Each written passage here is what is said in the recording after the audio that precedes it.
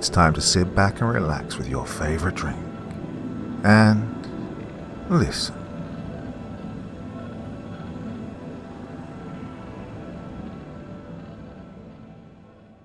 I worked as a park ranger in western Alaska.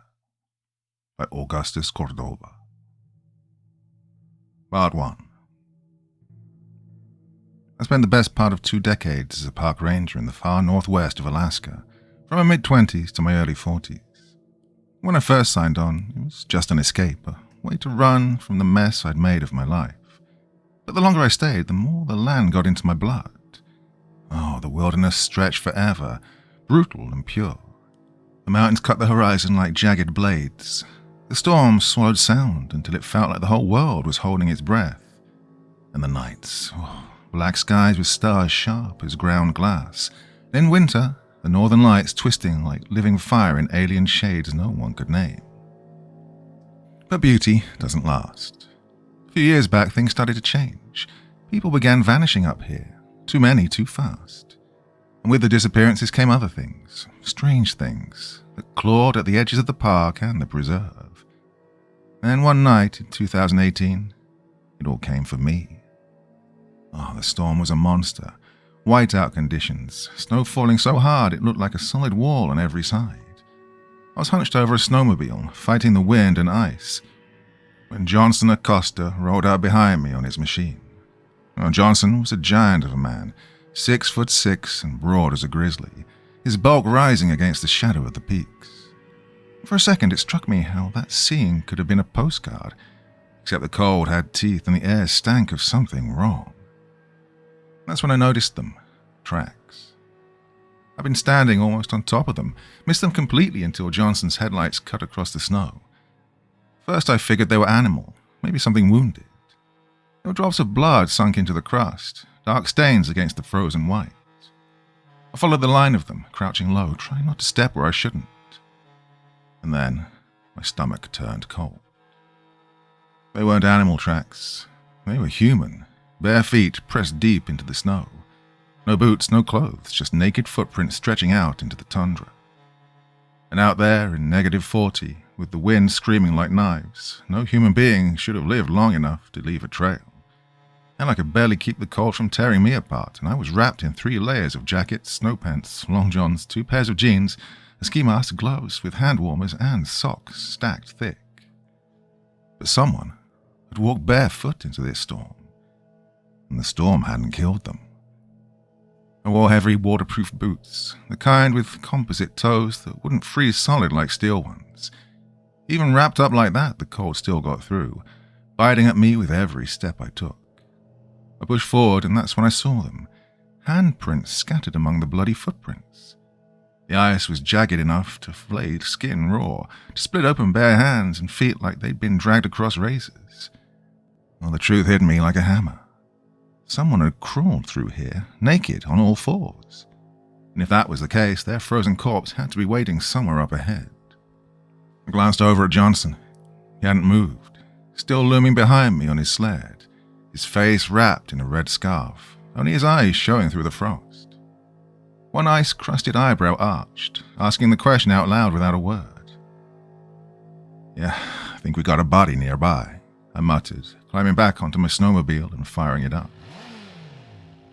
He followed suit, engine rumbling low in the storm. "Oh, Lord Almighty," he said, voice a deep baritone that almost vanished in the wind. "What kind of cracked-out lunatic crawls through the ice with no clothes on? Man, I need a hit of whatever that freak's riding. I got 2 sweaters and 2 coats on, and I still feel like I'm dying out here. Yeah, Eldon, what'd you say?" he added, elbowing me like it was some kind of a joke. I didn't answer, just frowned and kept my eyes forward. And that was Johnson, always mouthing off, always finding something smart to say. He'd been like that since the start. Hell, he was standing next to me the day I interviewed for this job back in Washington State.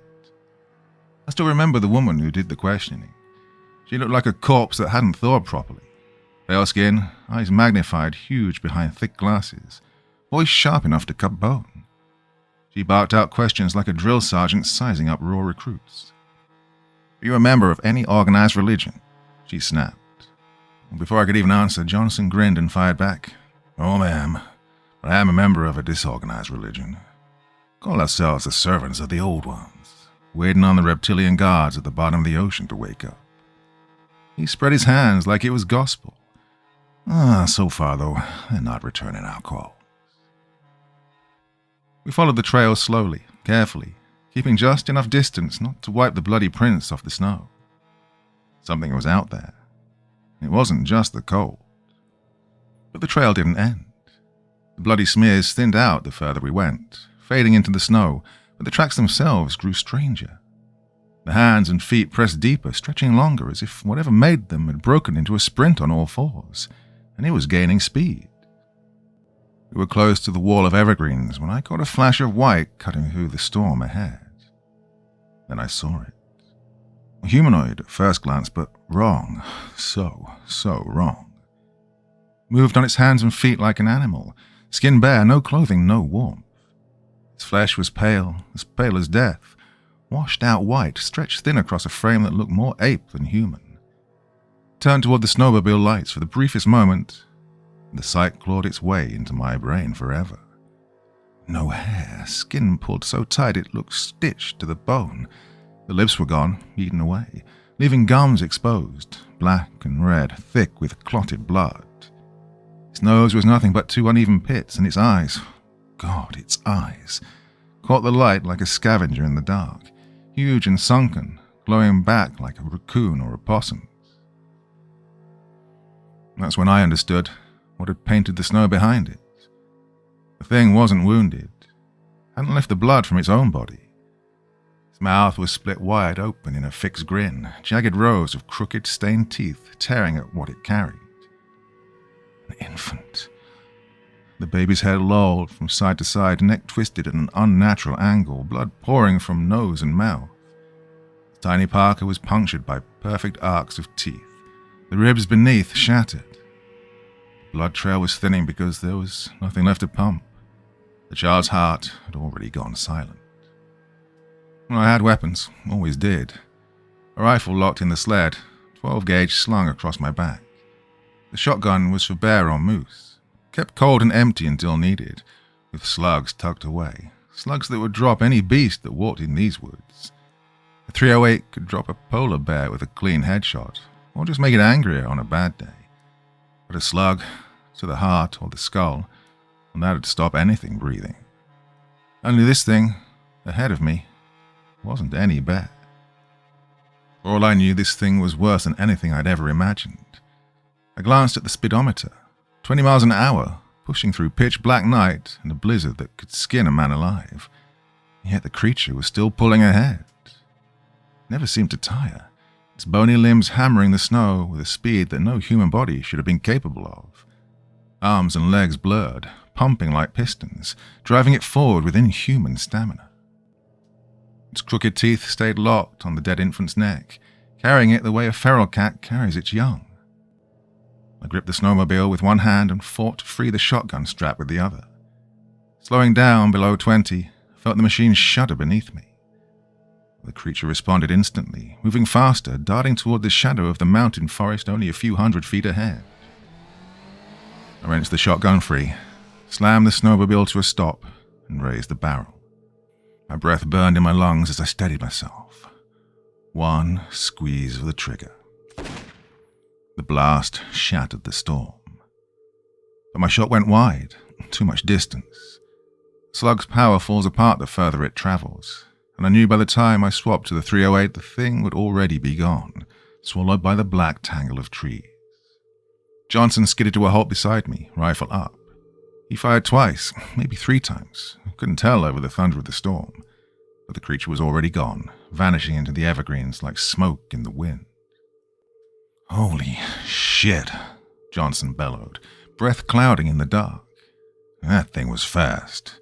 No way it should have gotten away from that." He let out a ragged, sharp sigh. I lowered my weapon. "God, we need to find where it got that baby. God, there could be more bodies out there than we want to count." Back at the sled, I pulled the radio and called it in. Gave them the basics, stripped down to what wouldn't get me thrown into an asylum. I left out the part about the pale hairless thing that wasn't quite human. I just called it an unknown animal. Law enforcement didn't run deep out here. Barely anyone lived in these frozen stretches, and when something did happen, rangers and fish and wildlife were the first line of defense. We worked with a few cops scattered in the small towns, when they had cops at all, that is. Dozens of tribal villages didn't. When trouble came, those people looked to us. Forest agents, wildlife wardens. Most of them were the kindest, toughest souls I had ever known. But whatever had ripped through the snow in front of us, well, this wasn't something they could help with. By the time we made it back to the blood-soaked trail, the storm had swallowed the prints whole. The wind and snow had erased every trace. I had a good idea where the thing had come from. Judging by the line of its path, it ran almost perfectly straight toward the Latina Peak Trailer Park. Johnson and I gunned the snowmobiles to full throttle, tearing across rolling hills and flat frozen plains. The storm was turning meaner by the minute. Snow thick and wet, flakes so big they stuck to our visors and gear. They say the Inuit have 100 words for snow, and after a decade up here I believed it. I'd seen every kind there is, and this one was the heavy, clinging kind that smothers everything. If it kept falling like this, we'd need shelter fast. That's when I heard the screaming. Carried through the storm before we even saw the lights. We rounded a sharp right turn where the dirt road broke into the trailer park, and the scene opened up in front of us. People everywhere, swarming around the far corner of the lot. Dozens of them moving like insects under the buzzing floodlights. One trailer burned bright against the storm, every window glowing. A woman stood outside, clutching another who was bent double, her sobs cutting through the night. Even though nearly everyone around here knew us by sight, I tugged my badge free, flashing it in the chaos. Up here, rangers weren't just forest wardens, we were federal agents, armed, sworn, and licensed under the Department of the Interior. We had the same authority as cops, maybe more, though none of us ever really thought about it until moments like this. I climbed the steps and shoved into the trailer. One sweep of the room was enough. Didn't need to call an ambulance. Behind me, Johnson's boots pounded up the stairs, the whole structure groaning under his weight as he came in. He stood there for a long moment, silent. The entire family was gone. Blood covered the walls, the furniture dripping down the counters. Even the ceiling was splattered. It looked like something had tried to paint the room red. Most of the blood had frozen solid in the cold, black and glossy against the wreckage. I got myself wondering how long the front door had stood open, letting the storm creep inside to preserve the slaughter. The floor was littered with what was left of them, an arm shoved into the corner like trash, a head propped on the kitchen counter, staring blankly across the room. Even a tooth hammered into the drywall as if it had been fired from a gun. Oh, the brutality wasn't just savage, it was obscene. And the strength it took to do this, well, nothing human. Johnson's voice was low and grim. We're going to need a hell of a lot more than just you and me on this one. I nodded, exhaustion settling into my bones, knowing we had hours of work ahead before sleep would even be an option. Jurisdiction here was a mess. State lines, federal land, tribal territory. Everyone had a stake, which meant calling in everyone. Eventually CSI made it, crawling through the snowstorm after a 3-hour haul. Until they arrived, it was just us holding the scene, keeping gawkers away while neighbors tried to feed us coffee and pump us for details we couldn't give. As always, Johnson couldn't resist his charm. He leaned down to an old woman wrapped in a faded wool blanket and said, "Lady, I don't know any more than you do, and trust me, you'd be the first to know if I did." By the time the police cars trickled in one after another, we'd given them the watered-down version of the night. Then we stepped back, left the mess to them, and got the hell out.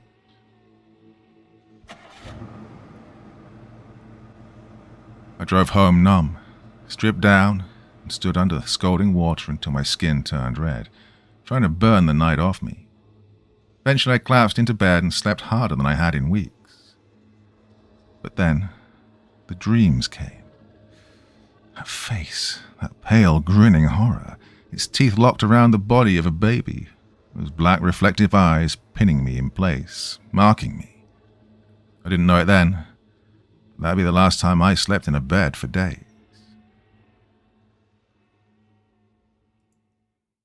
Part 2. The next day, the state police handed us an officer, saying they wanted someone officially watching their interests. By now the case was boiling at the top of their list. Up here, we barely saw robberies, almost never assaults. Murders were damn near unheard of. And an entire family butchered in their home? Well, it rattled the locals to the bone. CSI hadn't helped. They couldn't even agree on what they were looking at. Some swore it was human, others said animal, and a few muttered about both, like a man and his fighting dogs had gone rabid together. With no leads, the order came down. Johnson and I were to head back to the spot where we'd seen the thing the night before, see what we could dig up. Well, they sent someone to tag along, Officer Melinda Jansen. She had the look of a rookie who hadn't yet figured out what kind of hell she'd signed up for. Bright eyes, eager posture, still clinging to the belief that this job was about protecting and serving instead of wading through nightmares. She gripped my hand hard enough to grind the bones together, and I saw Johnson wince when she squeezed his. When her back was turned, he shot me a look, eyebrow raised. Oh, what can you do? Didn't take long to find the place, though. In the tree line, where the creature had bolted, a branch was splintered, ripped by a shotgun blast. Proof enough we were on the trail. In daylight, the ground told its own story. A faint track cut through the trees. A deer trail, maybe. Narrow but passable if we threaded the snowmobiles carefully. I took point, sometimes killing the engine, climbing off to drag branches out of the way. Slow going, but not as bad as I'd feared. The path wound over a rolling hill, dipped into a shallow basin, then twisted back upward, spiraling around the shoulder of a mountain. And every yard deeper into those trees felt like stepping closer to something that didn't want to be found. We were riding high, 7,000 feet up, maybe more.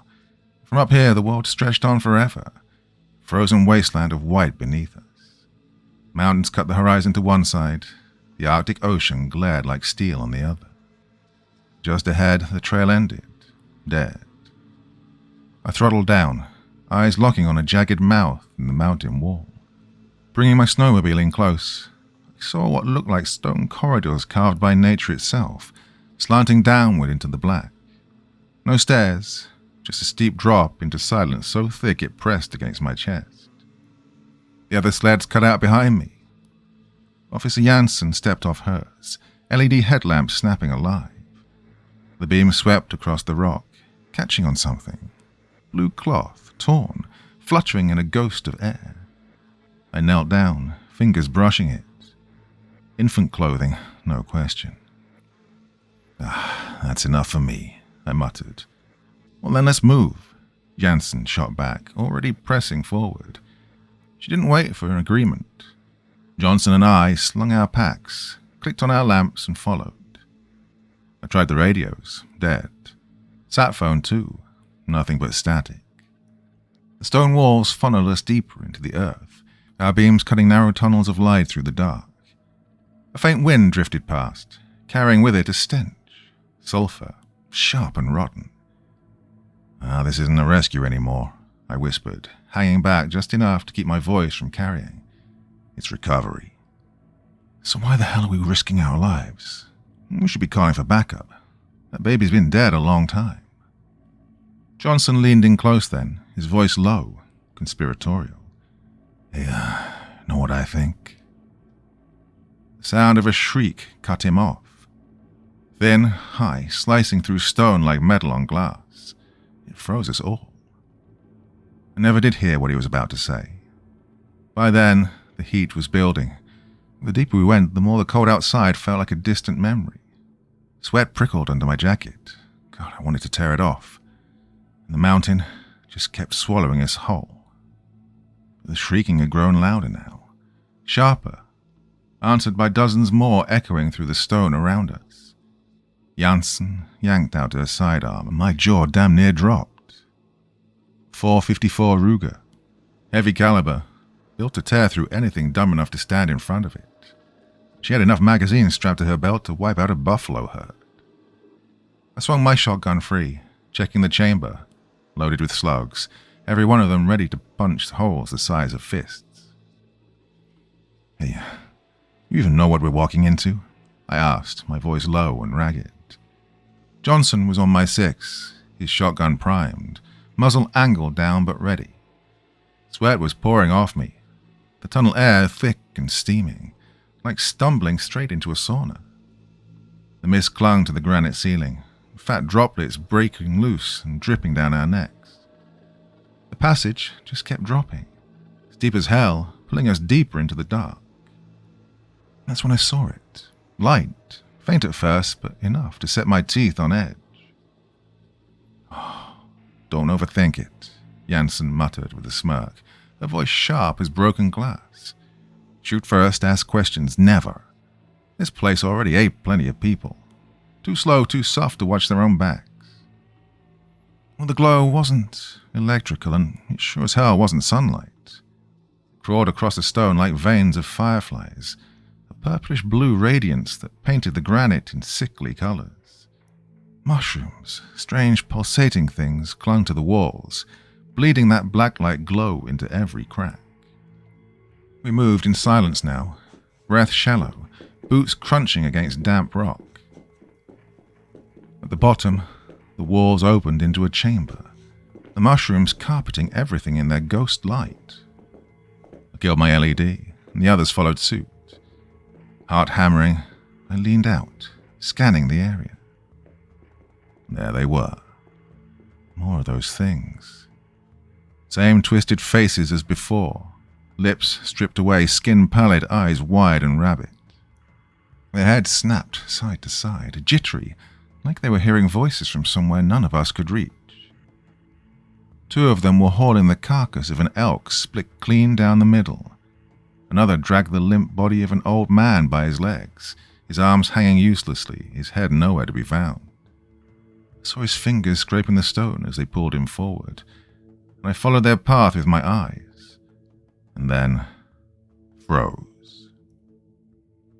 Slumped against the cavern wall was a thing too hideous to belong on this earth. A swollen insect beast, bloated beyond reason, lounging like a king on its throne of rot. His body glistened with a blood-wet chitin shell, and around its skull fled a cobra-like hood. Its jagged teeth cluttered constantly, rattling as it gorged, forcing chunks of meat into its mouth with a hunger that never seemed to end. Thick ropes of blood ran down its chin, congealed and dripping into the dirt. Its arms were spindly and too long, ending in fingers that weren't fingers but blades, thin, hooked perfectly for slicing. 6 mantis-like limbs sprouted from its sides, branching out, slick and red in the cave's warped light. Its guts sagged grotesquely, swollen tight, pulsing as if something inside was clawing to get out.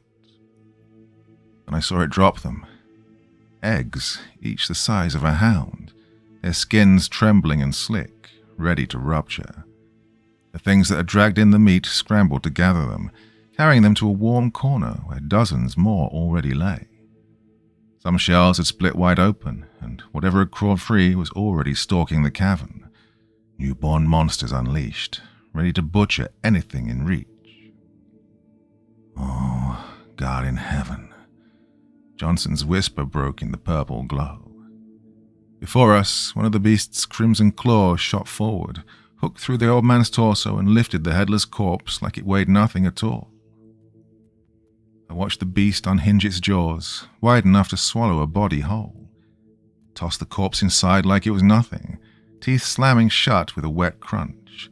Blood sprayed across its face, splattering the cracked stone beneath it.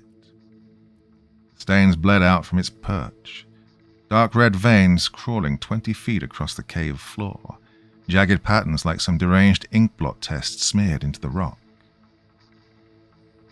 "Hey, we have to go deeper," Jansen muttered, her eyes fixed on me, lips pressed into a grim frown. "You've lost your goddamn mind," Johnson snapped back. "That's suicide. Could be 1,000 more of those freaks waiting down there." Before the argument could go anywhere, the cavern answered for us. Screams, high-pitched and desperate. We all snapped our heads downward. A pack of pale, bone-white humanoid mutants was hauling out a kid, small hands locked in their claws. Oh, my gut clenched. I knew his face. I'd seen it in the crime scene photos from the trailer park massacre. He was alive, barely. Skin torn, covered in cuts and bruises, shivering so hard I couldn't tell if it was the cold or pure terror keeping him trembling. His wide eyes locked on the thing waiting for him, the massive, red-scaled beast crouched in the shadows. Oh, shit, I hissed, looking from Johnson to Jansen. All right, Jansen, you're up front with me. Johnson, you're rear guard. And we form a triangle. One of us reloads, the other two keep firing. Johnson, keep circling back. Check the dark. Don't let anything flank us. Right, we move now. Neither of them argued. They knew as well as I did. Seconds wasted meant that boy got fed to the monster. We pushed forward, boots hitting slick stone, guns up. Just a couple of 100 feet of empty cave separated us from an army we couldn't see, and from whatever waited in the dark. I fired first, my shotgun barking into the swarm of mutants closest to me. The first blast ripped open one's chest, spraying gore across the stone. I pumped and fired again, blowing a chunk out of another's leg, shards of rock exploding from the wall behind them. Everything slowed down. The tunnel strobing with muzzle flash, adrenaline burning through my veins, senses razor sharp. The next shot caved in a skull, bursting like a glass vase hurled against concrete.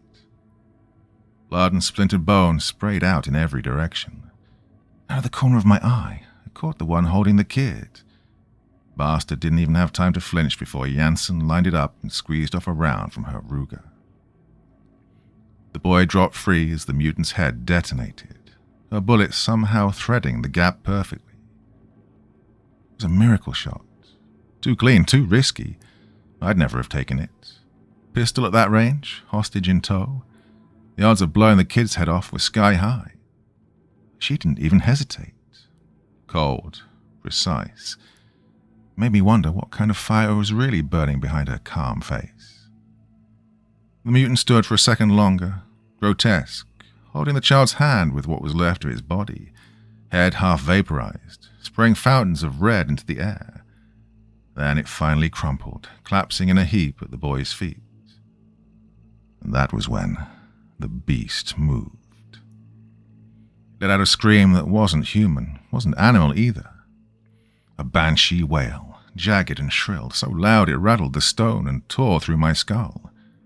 The pitch rose and fell like some unholy siren, a deeper, monstrous echo of tearing metal. Instinct screamed at me to drop the gun, clamp my ears shut, do anything to stop that noise. Louder than the shotgun blasts, louder than anything I'd ever heard. And worse, it was standing up now. I'd thought it was bloated, heavy, sluggish, its body swollen with the eggs we'd seen earlier. But as it rose, muscle shifted under that thick hide, and it was clear we'd all been wrong. Oh, it was fast, much faster than we were ready for. Its belly was swollen and blood red, a grotesque mass that should have slowed it down. But the thing moved with the speed and precision of a predator. It rose up on those 6 legs, its twisted body jutting out from the insectile carapace underneath, like some nightmare version of a centaur stitched together from the wrong kinds of flesh. Its branching legs scraped and skittered forward in a sickening centipede rhythm, every step triggering that primal disgust buried deep in my gut. But it wasn't coming for us, not yet. It turned from the gunfire and slid toward the massive tunnel entrance at the far end of the cavern. As it went, one of those long, spindly arms lashed out and hooked the boy, dragging him up like he weighed nothing. I braced for it to shove him into that cavernous jaw, to hear the crunch and scream that would end him. But it didn't. It just carried him, vanishing into the dark, its banshee howl echoing back until the sound tore at my skull like steel on bone. For a second, I thought I'd gone deaf. My ears rang, drowning out everything. Johnson was in front of me, lips moving, face twisted, but I couldn't hear a damn word. "What?" I yelled, my voice thin under the ringing. Slowly the sound bled back in. "We have to follow the boy," Johnson said. "We can't lose him." He was right. The second we had a living hostage, the whole mission had changed. No backup, no comms, nothing but us and the ammo in our pockets. And now we had to bring him back alive. The idea was insane.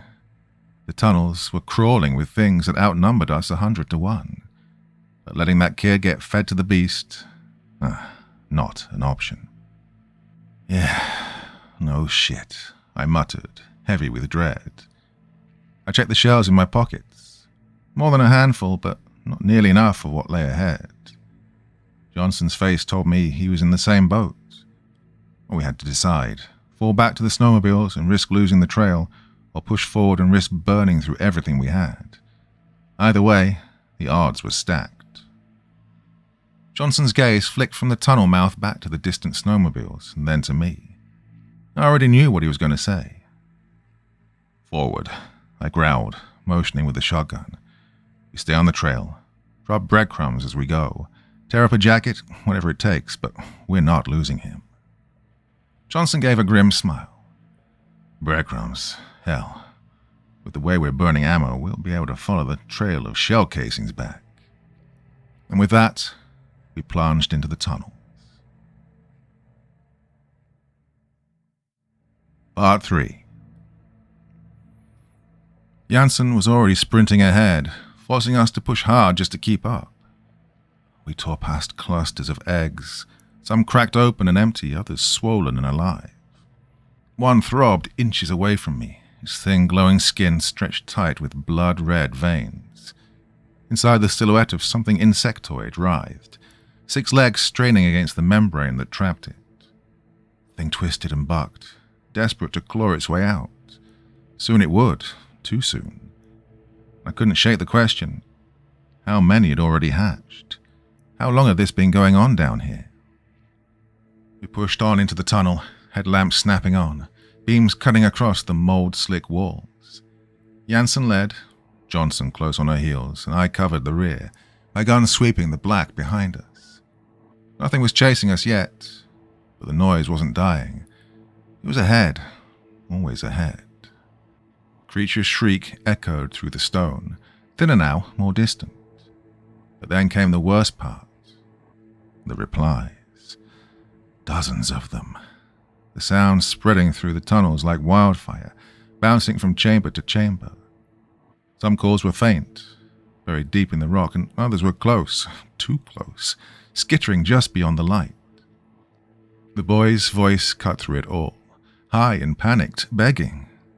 But every step we took, his cries just grew fainter. We tried to run harder, our lungs burning, but I knew the truth. What chance did human legs have against that thing's 6? Practically none. The tunnels twisted endlessly, wall after wall curving left, then right, carving our path into a disorienting maze. Mold coated everything, glowing faintly so that the rock itself seemed alive. The LEDs were almost unnecessary, though the light gave some false comfort in the gloom. Every 100 feet, another branch, each one dark, hungry. From some, I caught the faint gleam of red eyes watching us. When I jerked my weapon toward them, they vanished, sliding back into shadow like ghosts. Once I saw a white, skeletal hand curl around the stone, or the pale smear of a lipless face, half exposed. At the instant I aimed, it melted back into the dark, slipping deeper into the maze. Well, we weren't alone, not for a second. In an instant, the shrieking was gone. Silence dropped over us like a suffocating fog, thick and unnatural. We halted at a junction, 3 paths splitting the cave. One tunneled off hard left, another cut right, and the main artery stretched ahead and back the way we came. We hadn't strayed from the central passage yet, so getting out should have been simple. At least that's what I told myself. The air grew heavier the deeper we went, pressing down with a heat that didn't belong underground. We'd sunk further into the mountain chain that overshadowed the Arctic coast, and down here the air boiled. My hat was stuffed in a pocket, jacket unzipped, but it didn't help. Sweat streamed off my face, stinging my eyes, and the others were just as bad. Faces wet, stripping away clothes layer by layer, tossing jackets to the cave floor. I watched them fall in a heap and thought, you'll regret that if we ever make it back. But after endless miles, I gave in too, ditching my own gear. Plan was to grab it again on the way out. Except, of course, we never did come back that way. Oh, damn it, Johnson muttered. We've lost the kid. Let's pull out, report what we found. We'll pick up the SAT signal somewhere higher up. I wanted to agree. God, I wish we had. But fate wasn't giving us that choice. It began with the smallest tremor. Barely there, just a vibration you could mistake for a pulse in your skull. I froze, scanning the walls. The purplish glow of the fungal moss shimmered strangely, making the rock look alive and breathing. And that was the moment everything shifted. Chunks of the glowing moss tore free as the quake intensified. The second their root threads snapped from the stone, the clusters went black, snuffed out instantly, their eerie light dying like a switch had been thrown. Earthquake, I shouted, though Jansen and Johnson were already moving. We scanned for cover and ducked into a side shaft, the ground there holding steadier than the main passage. Behind us, the mountain began to break apart. Stone that hadn't moved in centuries ripped loose, boulders slamming down in a roar of grinding rock. The noise was endless and deafening. We ran harder, the tunnel screaming behind us. Pebbles and shards of stone rained down, stinging my face and chest. And then came the deep, bone-shaking groan, the sound of something massive letting go. The main artery was collapsing. The fault line must have ripped open beneath the northbound tunnel, burying it under tons of earth and stone. And then, silence. The shaking cut off almost as suddenly as it had begun, leaving only a few lingering aftershocks rippling through the floor. We switched our headlamps back on, beams cutting the dust as we edged toward the main corridor again. My gut was tight. We had to get out, had to reach the snowmobiles, and more than that, we needed backup. God only knew how many people were trapped in this hellhole. Hey, everyone in one piece? I asked. I'm fine, Jansen muttered, swiping dirt off her face. Blood traced a thin line from her temple. Johnson was staring out of the side tunnel mouth. Oh, Jesus. Look at the main passage. I joined them, unsurprised by the sight. Tons of rock choking the artery, a wall of rubble spilling forward. Smaller stones still clattered down, and the nearest slabs were as big as men, jagged and red-streaked. Well, we'll need another route, I said flatly. We can't go back, Jansen snapped. The kid's still down here. Johnson's eyes hardened. How the hell are we supposed to find him? These tunnels could run 100 miles in every direction. Another tremor rippled under our boots, a small aftershock rolling through the earth. Pebbles rattled loose and skittered across the tunnel floor. I steadied myself, jaw clenched. Well, we've come too far to turn back, I said, my voice low but hard. That kid is ours. The way behind us is buried anyway. We'll find another exit. There has to be one. But what I really thought about were the stories. Paris catacombs, people wandering in too deep, swallowed by the maze.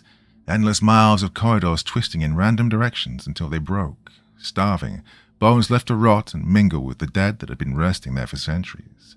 No map, no rescue, just darkness and silence forever. We rested a moment, then pushed forward. Our morale was shot. Even Johnson, who never shut up, looked grim and hollow. The silence of the tunnels pressed in on us. No beasts, no cries, not even the boy. My hope started leaking out like water from a cracked canteen. Then the passage widened. The walls and floor were infested with mold, luminous and alive, rising in knotted mounds like termite towers, some reaching chest height. Their glow threw warped shadows that crawled over the stone. And a sound drifted back to us, soft and steady. For a second, my stomach clenched, but it wasn't shrieking or claws. It was the sound of water. We broke into a jog, beams of light sweeping until they hit a thin stream cutting across the rock. I knelt and dipped my hand in. The water ran clear and cold. Relief hit me like a drug.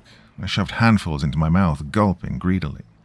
Behind me, Jansen and Johnson did the same, bent low, drinking until their shoulders shook. After everything, it was the first good thing we'd found down here.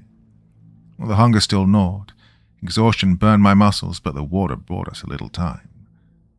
Then I looked up and froze. A crude bridge spanned the stream, just a slab of granite set across. Beyond it, in the glow of the mold, was something that made my breath catch in my throat. What opened before us was no cave. It was a cathedral of monsters. The chamber stretched wide, lined with hundreds of eggs, row after row, set out like pews in some twisted underground church. Between them ran a 10-foot aisle, a clear path leading deeper into the abyss. Far above, the ceiling bristled with stalactites, jagged and sharp, glowing faintly in the purplish haze cast by the mold creeping along the walls. Streamers of fungus dangled like rotten banners. At the far end of the hall, carved directly into the stone, rose a massive relief that stretched from floor to ceiling. It showed one of the brood mothers, the insectile monsters that spawned this hell, standing upright, its spindly arms stretched to the heavens. Its oval eyes bulged wide, and its gaping maw revealed rows of serrated predator's teeth, frozen in silent worship of its own hunger. Beneath the carving stood a figure, white-skinned, humanoid. But unlike the others, this one wore a dark brown robe. For a heartbeat, I thought it was part of the sculpture itself, some icon of devotion, a servant immortalized in stone. And then it moved. We all snapped our weapons up. "Freeze!" Jansen barked, her finger tightening on the trigger. "Hold," I hissed. "It's unarmed. Wait." The air thickened. My skin prickled. I could feel eyes on us, pressing in from every direction. When I whipped around, there was only darkness, the rows of eggs, and silence. We advanced slowly, keeping formation, weapons leveled. The closer they came, the more I saw. The eggs in front had already split open, empty shells curling inward. But farther back, dozens more writhed with life. Shapes twisted and clawed inside, 6 legs pressing against the thin membranes, their movements jerky and unnatural as they floated in their own amniotic fluid. "Why let it live?" Jansen muttered under her breath, voice sharp with anger, her rifle locked on the robed figure. Oh, we kept moving, the silence pressing down like a weight on us. These things had butchered that family, and God only knew how many others. Every cold case, every missing persons report in the county flashed through my mind, and the truth hit hard. It was them. It had always been them. The mutant in the brown robe stood unmoving, his lipless mouth twisted into a mocking sneer as its gaze raked over me. His eyes bulged unnaturally from its skull, pale and swollen. Up close, I caught the detail. Albino white flesh, blood-red irises that bled into a sickly pink toward the center. The pupils glowed faintly, catching the sick light of the mold like burning coals. Didn't know what move to make, and the thing made it for me. "They are our gods," it croaked, its voice crackled and broken. Male, I thought, if their kind even had such distinctions. God, the sound was warped, like someone who'd never learned language properly, vowels warped, syllables snapping off at the wrong times. It was English, but mangled and strained. "Who are you?" I demanded. "What is this place?" The robe thing shook its head slowly, skeletal hand lifting to the massive carving looming behind it. "Gods," it rasped. "We feed, they protect." Johnson leaned close to me, muttering under his breath. "Yeah, hell of a job they're doing. Big bastards ran screaming soon as we opened fire." Well, I ignored him. What are you? I pressed, my voice sharp. This time I got an answer. Who we are? The Keepers. The words dragged out like each one was being clawed out of his throat. His gaze lingered on the stone effigy above, reverent and empty. These are the necrovores. His expression shifted then, unsettlingly human for a heartbeat. Something like fear or regret. They're hungry.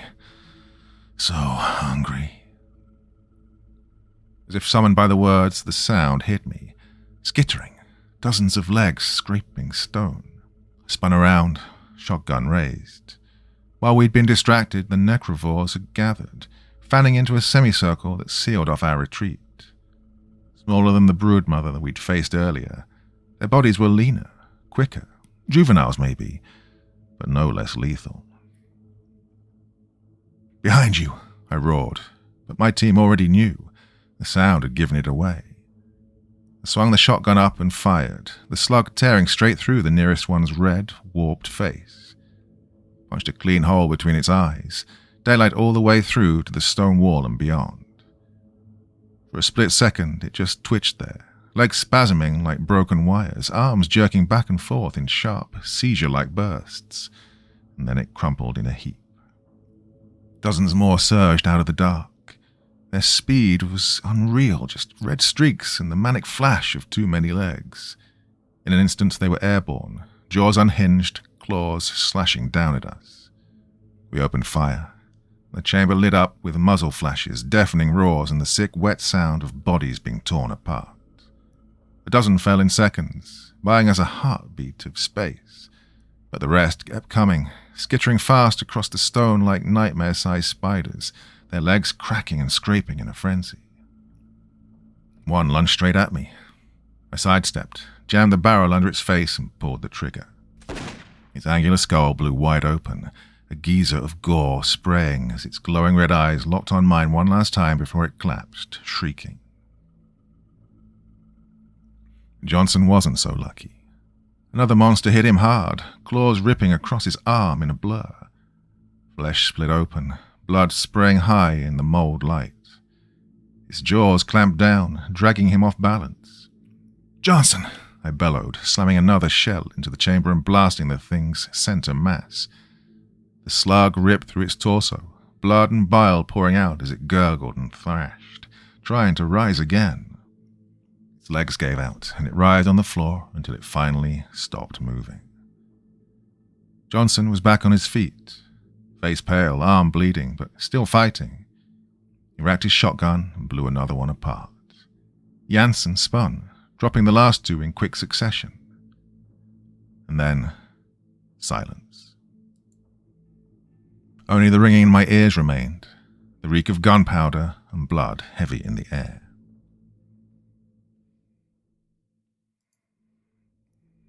Part 4. I rushed over to Johnson, eyes locked on his arm. He winced, yanking back his sleeve, and that's when I saw it. A jagged gash ripped nearly down to the bone. Blood pulsed out in sync with his heartbeat, spraying in little bursts. No arteries hit, thank God, but still bad enough. And we clamped down, wrapped a tourniquet, and after a long stretch of grim work, the bleeding slowed. Then we just sat there, surrounded by piles of corpses and necro-wrecks, the stench heavy in the air. Well, that priest, or whatever the hell he was, had slipped away during the chaos, vanishing into one of the carved tunnels behind the caravan. "Oh, we need food and water," I muttered. "If we're lucky, there'll be more underground streams, but food? What are we going to do, roast one of those necro-freaks?" I glanced at the nearest corpse with disgust. "Well, if it comes to that," Jansen growled, "I'm not starving down here, not if I can help it." Johnson barked a bitter laugh, clutching his ruined arm. "That's rich coming from you. You were the one so gung-ho about crawling into this pit even before we spotted that damn kid. Where is he, huh? Nowhere. Whole trip's a goddamn death march. Wild goose chase straight into the bowels of hell." "Well, maybe the seventh circle," I said with a weak grin, but nobody laughed. We kept moving, boots crunching in the silence until we caught the faint murmur of water again. A narrow stream cut through a side tunnel. We cleaned Johnson's wound as best we could, drank until our bellies hurt, but hunger still gnawed at us all the same. My mind kept circling back to those strange red beasts littering the ground. If it came down to it, maybe they taste like lobster, I thought, smirking to myself. But things got worse, much worse. Johnson's arm was turning into a nightmare. Angry red patches swelled around the gash, veins darkening like poisoned rivers running up his flesh. Nothing to worry about, he said with a crooked smile. Just a scratch.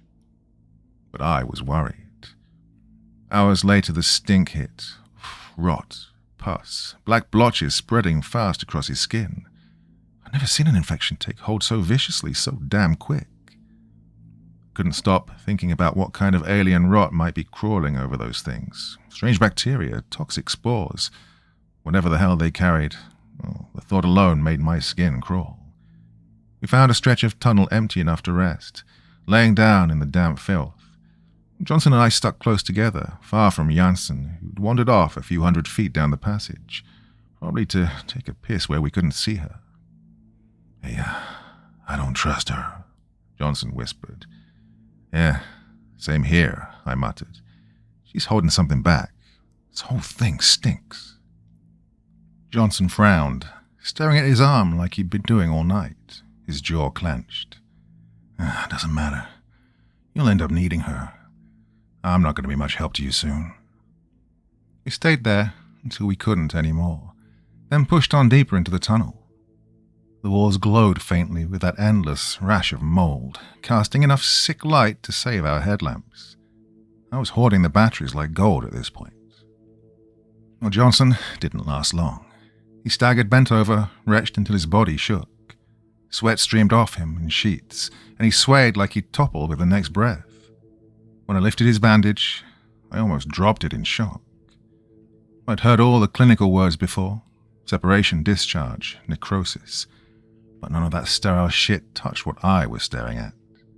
His flesh wasn't just dying, it was liquefying, leaking out in ropes of pus, bubbling with infection. The skin around it was splitting, black and grey. The stink was so thick it wrapped around my face and filled my lungs. It wasn't just a smell anymore, it was a presence.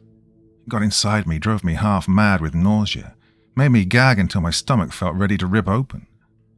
I couldn't imagine what Johnson was feeling, trapped inside his own rotting body. God, I remembered that scene from Requiem for a Dream, that junkie with his arm turning black, purple streaks crawling back toward his heart, his body collapsing from the inside out. I thought that was the most grotesque thing I'd ever seen. But it was nothing, not compared to Johnson. I stared at the wound on his arm, the veins swollen and crawling red, black rot eating through the middle. The skin was peeling away in strips, flesh sloughing off like something half-cooked. It shredded the edges of my sanity. I turned my head, but shutting my eyes didn't help. The image burned there. The stench burned even worse. Undying, he muttered, his voice breaking. We'll get you help, I said, knowing damn well that was a lie. He shook his head. I can't stand it anymore. That smell, my own flesh rotting. I feel the skin splitting. I feel the pus leaking out. I feel my insides turning to poison. I see it happening piece by piece. His voice cracked, and then the tears came. Just go. Leave me the shotgun. One pull. I'm not going another step. No, I started, but then Janssen cut me off. He's right, he's finished. Even if we had a surgeon standing here, he wouldn't make it. The sepsis has spread, the arm's gone, probably more. Without antibiotics, without IV drugs, he's got zero chance. We don't even have a single goddamn pill of penicillin. Leave me the gun, he whispered again. I set the shotgun down beside him, laid a slug on the concrete like an offering. His face was wax pale, slick with sweat, eyes wide and wild. Now go. You don't need to see this. You don't need to carry that with you. I made one last hollow plea. You don't have to do this. But he shook his head. I'm not afraid to die, old friend. I'm not afraid to pull the trigger myself. Some preacher says it damns your soul. Screw that. If there's a God out there, he's got bigger things to worry about than me. Every man owes a death. This one's mine. At least I took plenty of those necro whores down before it got me. Maybe that's enough to earn me a seat in Valhalla. What do you think? A tear broke free down my cheek. I blinked hard and wiped it away. I think you'll have a front row seat, Johnson. Hey, save me a spot. He gave me a faint nod. Jansen and I turned away, footsteps echoing in the tunnel. Then came the blast. One shotgun roar rolling down the stone like thunder. Oh, he's gone, I said, my voice breaking, the echo of that shot rattling in my skull. Jansen shook her head, sharp and final. We need to get the hell out of here, she muttered. Otherwise we'll end up like him. We've got nothing, no food, no clean water, no medical help. Starvation will eat us slow, but if anything else happens, we'll be dead faster than that. My gut twisted, knotted up like barbed wire. Hunger gnawed so deep that it hurt. A dull, constant ache pulsed in my belly, reminding me I hadn't had a real meal in too long. I knew starvation could drag out for weeks, longer if you had fat or muscle to burn. But with us stumbling mile after mile under the earth, that window was shrinking fast. Down here, death was going to close in a hell of a lot sooner. If hunger wasn't enough, I was running out of ammo. My hand slipped into my pocket, fingers counting cold brass, 17 shells left. I laughed bitterly. One was mine, reserved for the kind of end I wasn't willing to suffer. That left 16. 16 chances to put something down before it put me down. Well, the numbers looped in my head, circling like vultures. Jansen hardly said a word. Her breath was ragged and her shoulders slouched. She wasn't the iron-spined fighter I'd first met now, and she looked like a woman already letting go. I tried to throw her something to hold on to. There's got to be dozens of exits down here. Think about it, those pale freaks, the keepers. They're raising those giant red bees, the ones they call necrovores. Well, they've got to feed them somehow. Sure, the necrovores could hunt on their own. They're built to kill, but maybe the keepers are keeping them hidden. Jansen's reply was flat, stripped of patience. Point is, we've seen one exit. One. It's the one we came in through. Yeah, okay, I said, forcing logic into the dark. The keepers can't be hauling all that meat from a single opening. It makes no sense. They've got to have other ways in and out. Maybe they're hunting above ground, maybe stealing. They're bringing food back through somewhere. So you're saying if we can track one and follow it, then maybe... Jansen started, but her words died in her throat as a shriek tore out from behind us. I spun, shotgun already raised, finger flicking the safety off with muscle memory. Oh, the weapon was part of me now, as natural as an arm or a lung. Till the shells ran dry, then it was nothing but a cheap steel club. Jansen reacted just as fast as me, snapping on the LED mounting to her rig. A burst of white light blasted the tunnel, searing my eyes after the dull, sickly violet glow of the fungus dripping from the walls. For a second, it was like staring into the sun. A massive red blur streaked away down the corridor behind us, its inhuman wail echoing like some warped steam whistle, fading as it vanished into the dark. Scan the tunnel, every nerve raw, waiting for the next shape to lunge out. Nothing, just emptiness and rot. I pressed on deeper into the main shaft until the tunnel split left and right, both identical, both swallowing light. No markers, no hints, just choices that could get us killed. By then, I'd abandoned hope of finding the boy alive. Hell, I wasn't even sure if I'd make it out myself. We took the left path, then another left when it split again. And that's when the air changed. I caught it first. Roasted meat. The smell hit like a punch, twisting my gut, setting my mouth alive with hunger that I hadn't felt in days. Oh, food, I whispered, forcing my voice flat, burying the surge of excitement. It's something cooking. Oh, God, please. Jansen muttered. Her pace quickened. Her eyes glimmered in the LED's beam like an animal's. God, I'm starving. I could even eat one of those necrovores, she said. They probably taste like chicken, I shot back. She smirked. More like lobster, big red armored bastards. Here, boil one up, melt some butter. Then I stopped dead. The tunnel wasn't empty anymore. A necrovore blocked the path, hulking and still. Instinct yanked my gun up, finger tightening on the trigger. And then I saw it. A bullet hole, dead center in its chest. It looked dead, sprawled on its back, dark red eyes fixed on the ceiling, unblinking and cold. Its spindly insect-like legs curled inward, brittle and pathetic, like the husk of a spider left to dry in some forgotten corner. What the hell? Jansen muttered, her face twisted in confusion. Who dropped this one, you? I gave a lazy shrug. Had to be one of us. Maybe when they came at us last time, someone nailed it in the gut. Thing probably limped off, bled out here. Organ failure, blood loss. Whatever it was finally put it down. Jansen crouched beside the carcass of the necrovore, nudging one stiff limb aside to get a better look at its gaping jaws, packed with hundreds of jagged teeth. A hand slid into a pocket. I caught the flicker of intent. Yeah, I gotta piss, I lied, curious as to what the hell she was scheming. From the moment I'd met her, I knew she wasn't just some badge wanting to tag along with the Rangers. She had her own game. I drifted into the tunnel, let the curve hide me, and pressed myself against the wall, pretending to take a leak while keeping my eyes locked firmly on her. That's when she did it. From her inner coat, Jansen pulled a glass vial capped in black. Kneeling low, she dipped it into the necrovore's maw, collecting a slick of bloody saliva. She twisted the top on with care, and a little grin cutting across her face, then slipped the vial back into her coat. I started back toward her, and she snapped into motion, backing away from the corpse, her mask sliding back into place, that pale, indifferent stare that she'd worn for days now. But I'd seen through it. I'd seen through her. For a moment I weighed it up. Call her out, drag the truth out of her, but no, not yet.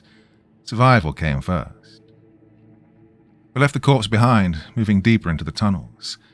The air thickened with the scent of roasting meat, strong enough now to make my stomach ache. Up ahead, a thin beam of light knifed through the cave. Sunlight, real sunlight. My chest surged with hope. It meant only one thing, an exit. I was just about to bolt toward it when I heard the sharp mechanical click of a safety snapping off. Jansen's voice followed, low and lethal. Don't move. She was only a few steps behind me. I still had my shotgun slung across my shoulder, but my eyes were locked forward. She had every edge. I knew then I was probably finished. I'd die here sprawled out on the cold stone, and my family would never know what became of me. Take your shotgun, she said, steel in her tone. Drop it, slow. Stuck on the ground. If you turn around, I'll put a hole in you. I did exactly as she ordered. Keep facing forward, she added. I saw your face when we hit those neck wound markers at the cave entrance. Not even a flicker of surprise. So I'm going to ask you just one thing. One. Have you seen them before? Yes, I said, voice barely above a whisper. My mind flicked back. 6 months before all this with Johnston and Jansen. I'd been holed up in my log cabin alone. Brewed a full pot of coffee, stripped and oiled my guns, and figured I'd spend the night shooting. I filled a heavy thermos with boiling coffee, grabbed my Winchester, a beauty with a polished walnut stock, and headed outside. I'd hauled an old air conditioner and a rusted metal trash lid back from the dump, set them up at different ranges, and started working the rifle.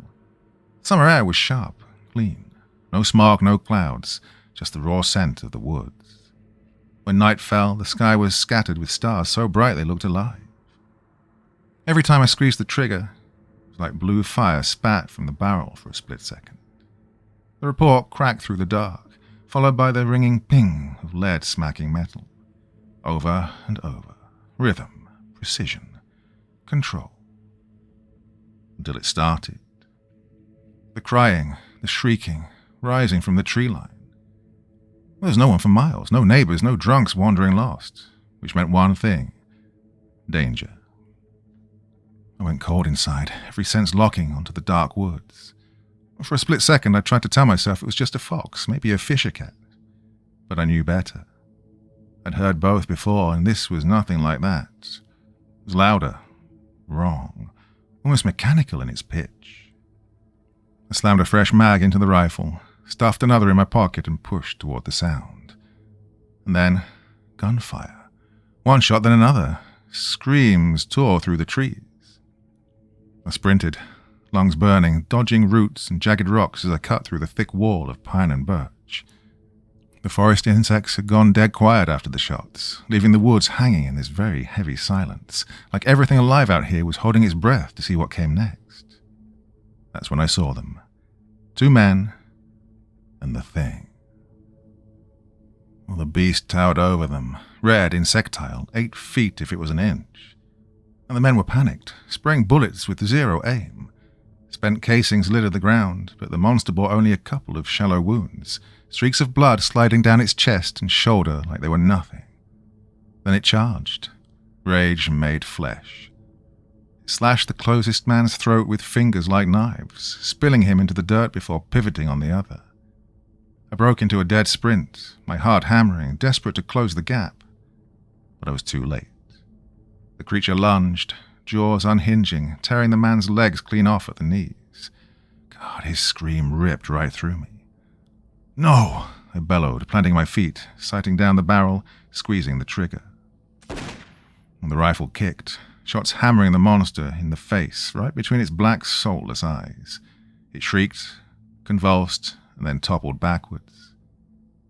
I rushed to the injured man, dropped to my knees, shaking him. "What the hell was that?" I shouted. "Who are you? What the fuck are you doing out here?" He blinked, dazed, head rocking side to side like he was trying to knock the fog out. Then slowly he lifted his gaze to meet mine. "My name's Konstantin," he growled through a heavy Russian accent. "I'm SFB Intelligence, Russia's own. Normally I wouldn't say a damn word of this, but I'm dying. That thing..." He jabbed a trembling finger at the hulking crimson carcass sprawled in the dirt. "Inside it runs a bacteria, a weapon waiting to be used. It triggers septic shock, something inhuman, something antibiotics can't touch. A millionth of a drop would drop a man stone dead. And when the autopsy's over, it'll look nothing more than a freak bacterial infection. Just bad luck, just another death." "Thanks," I said. I put a bullet through his skull. Buried both agents and the red beast in one shallow grave, the Alaskan soil swallowing them quickly. No one would touch these things, not as long as I drew breath. Part 5. I told all of this to Jansen, if that was even a real name, spinning the tale to buy myself seconds, praying for a deus ex machina, some miracle savior to stop her. But in my gut I knew she wouldn't let me walk away, no more than the Russians would have, had they lived long enough to see me kill the Necrovore. Jansen just smiled, her face sharpening into something skeletal, hollow. "So, the Russians caught wind of the Necrovores," she muttered. "Now they're chasing samples, same as us." "Who are you really with?" I snapped. "You're no cop." She grinned, wolfish. "CIA. And I do feel bad, honestly. But orders are orders. I was told flat out, no witnesses." Her smile widened. "The agency wants Necrovores alive. They want to see if these monsters can be weaponized, set loose in an enemy country like hounds of plague. But even if that fails, the bacteria alone is more than enough." She cocked her head, almost playfully. "Goodbye. And I am sorry." I shut my eyes, lungs working like engines, knowing the truth. My time was up. I was about to die. Shot in the back like a street rat, discarded and forgotten. But no shot came. Instead I heard a sharp grunt of pain, then a wet gurgle, and a choking hiss of spit. I turned my head slowly, half expecting some sick trick, and then I saw it. Janssen was standing there with her throat torn open, blood spraying down the front of her clothes in a pulsing stream. Her eyes were wide, stunned, like she'd just witnessed the greatest magic trick on earth. And then she dropped, smacking hard against the stone floor of the tunnel. Behind her stood Johnson. His folding knife dripped red, shaking in one trembling hand. His other hand was black, twisted, dead at the fingers. "Oh my God, Johnson!" I shouted, disbelief cutting through me. For a second, I thought I was seeing a ghost. Then he collapsed on top of Janssen's body, and I ran to him. The stench of his rotting arm filled the air, sour and foul, but I didn't care. I wanted to hold him, to know he was real. "How?" I demanded. Johnson looked up at me, eyes watery and unfocused, then vomited a thin stream of blood that splattered over Janssen's lifeless hand. "I was ambushed," he rasped. "Didn't have a single slug left. Had to use the last one on a necrovore that came right at me after you left. Then I smelled meat cooking." His voice broke into coughs then. I followed it. Found one of the white mutants roasting a deer over a fire. Well, they had supplies, meat, mushrooms, roots, enough to last forever. Hid behind a stack of skins, shoving food into my mouth, waiting to die. Drank water dripping from the ceiling. Then I heard you and Janssen. Your voices scared the cook off. I heard her confess. That's when I killed her. He pointed to his arm then. The black-purple rot had crept past his shoulder, gnawing its way into his chest. "Man, I'm finished," he whispered. "Almost gone. Will you give me peace, man? End it, eh? A coup de grace."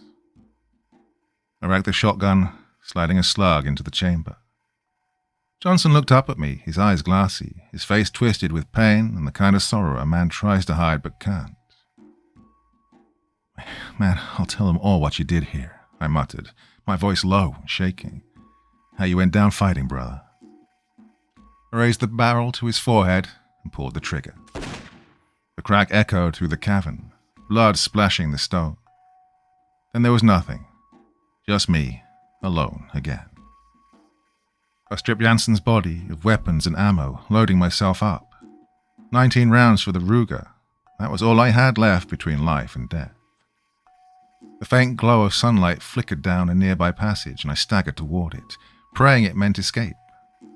When I stepped into the chamber, I finally saw what Johnson had seen. A deer roasting over the embers of a dying fire. A crude camp. A pile of mushrooms stacked neatly beside a deer hide in the corner. Fiddleheads, roots, scraps of dried meat, all laid out on a flat rock under the thin shaft of sunlight. But the light didn't lead to salvation. It bled down from a crack in the ceiling, nothing more than a smoke vent. Too small to climb, unless I could sprout 8 legs and crawl like the monsters that haunted these tunnels. Still, it meant the surface wasn't impossibly far above. It meant there was a way out somewhere. Damn, if only the caves didn't twist and split into endless black corridors designed to swallow me whole. I tore strips of food from the pile, wrapping it in deer hide until it bulged heavily in my arms. When I bit into it, greasy and charred, it was the sweetest, most divine thing I'd ever tasted. After starving in the dark, it might as well have been a feast from heaven. I tied the bundle to a branch, slung it over my shoulder like some broken hobo chasing rails, and kept moving. Well, it felt like days blurred into weeks. I rationed what I had, chewing mushrooms down to crumbs, gnawing dried venison into splinters. Once, in what was my second week, I think, I stumbled into another storage place the keepers had left behind, filled with more food, more dried fungi, another lifeline. I took it all. And I kept walking, deeper into the black. A freezing mountain stream cut through the caves, just enough to keep me alive. Water to drink, but no way out. I kept moving, but the walls only pressed in tighter. Sometimes I'd catch flashes in the dark, pale hands sliding back into the stone, glimpses of red shells flickering like warnings. They didn't rush me. They stalked me, patiently, letting me rot from the inside out until they were ready. The end, when it came fast. I rounded a bend and saw it. A vast archway yawning ahead. At first I didn't understand what I was looking at. The darkness had warped everything. But then I saw the light. Cold silver, different from the sickly violet glow of the mold. Moonlight, real moonlight. My chest clenched with a savage kind of joy. Freedom was close, and I ran. And that was when they hit. The ambush came in a wave, keepers in their filthy brown robes spilling from the shadows, and those necro things snapping into view, red carapaces gleaming in the half-light. The air filled with their screeches, a mix of hissing and high-pitched gibberish that clawed at my skull. I dropped the bundle of food, watching it scatter across the stone as my body surged with adrenaline. My hand already had the Ruger up, barrel spitting fire. I tore through 6 rounds, aiming for their blood-dark eyes, dropping the closest ones into fountains of gore. Their bodies collapsed, twisting and kicking, but more pressed in behind, crawling over the corpses of their own. I could smell fresh air now. It was right there. It was almost mine. Then hands closed in around me, yanking my arms, clawing for my throat. I swung the Ruger like a hammer, smashing faces, bone cracking under the steel. For a moment they loosened their grip. Then one ripped the gun from me and it clattered to the stone. No time to retrieve it, no time for anything but survival. These necro fiends slid in on both sides, their bodies jerking in that grotesque side-to-side shuffle, legs scraping the floor, jaws snapping open in a frenzy of hunger. They closed in fast, red eyes burning, and the moonlight behind them felt like a cruel joke. Their jaws split open, claws slicing the air as I yanked the shotgun up and pulled the trigger. The first blast ripped a hand clean off, bone and sinew spraying as the thing screamed, collapsing into the necro fiend behind it. The next came leaping straight at me, though, mouth gaping so wide I could see its slick throat pulsing in the dark. It lunged for my face. I jammed the trigger, firing wild, shoving rounds straight into its open maw. 3, maybe 4 shells tore through its head before it crashed at my feet, twitching just inches from me. And then, empty. I ran, slamming fresh rounds into the chamber on the move, snapping shots over my shoulder. A couple more of the bastards went down, skulls bursting as they closed in on me. My hands searched my pockets in a frenzy. 2 shells left, that was all. The exit loomed ahead, the stone door shook as the swarm poured after me. I loaded 1 round, spun, and blew a massive necro fiend off its feet right at the threshold. It hit the ground hard, its bulk collapsing across the entry and jamming the rest behind it. I had no time to watch. I just ran. I ran for what felt like hours, lungs burning, legs trembling, until I caught sight of smoke curling into the sky. A tiny coastal village, shacks huddled against the wind. I staggered towards one of them, and a woman opened the door. They had a ham radio, and by some miracle they got me out. Back home, the mirror nearly broke me. God, a ghost stared back at me. Skin stretched over bone, cheekbones sharp as blades, eyes hollowed out and blackened with exhaustion. Every one of my ribs stood out. My legs looked like sticks draped in thin skin. When my boss asked what had happened, I kept it simple. Said I'd been lost in the tunnels, tracking a missing boy. Well, that was the truth, just not all of it.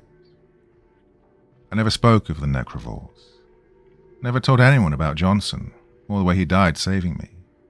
That part I buried, kept it locked away in the dark. Until now.